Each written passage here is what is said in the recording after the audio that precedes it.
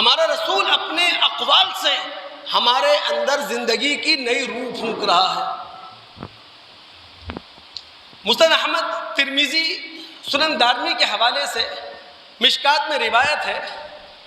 ابو بکر رضی اللہ تعالیٰ عنہ راوی ہیں، نبی علیہ السلام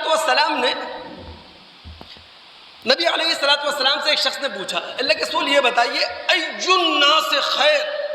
کون سا شخص سب سے بہتر ہے؟ تو آپ نے فرمایا من طال عمرہ،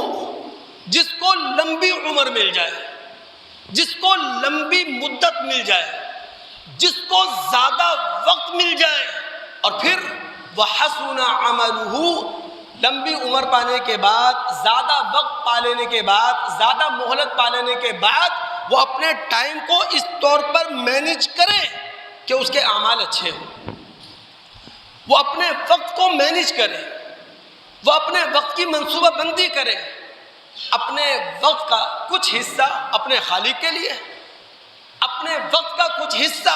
اپنے اور اپنے گھر والوں کے لیے، اپنے وقت کا کچھ حصہ اپنے کاروبار کے لیے، اور اپنے وقت کا کچھ حصہ اپنے تعلقہ داروں کے لیے، وہ شخص بہتر ہے۔ پھر نبی علیہ السلام سے پوچھا گیا، اللہ کے رسول یہ بتائیے ای الناس شر، بدتر انسان کون ہے؟ تو اب غور کیجئے گا، محمد صلی اللہ علیہ وسلم موٹیویشنل اسپیکر، اللہ کے رسول ٹائم مینجمنٹ کی بات کر رہے ہیں۔ جب اللہ کے رسول سے پوچھا گیا کہ جناب یہ بتایا جائے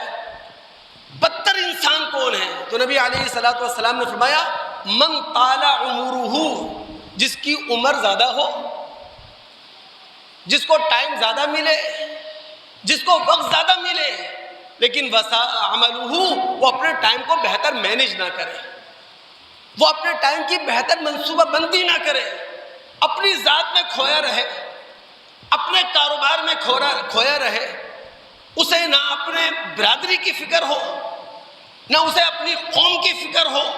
اور نہ اسے اپنے خالق کی فکر ہو، اور نہ اسے اپنے نبی محمد الرسول کی سیرت کی فکر ہو، یہ شخص بدتر ہے۔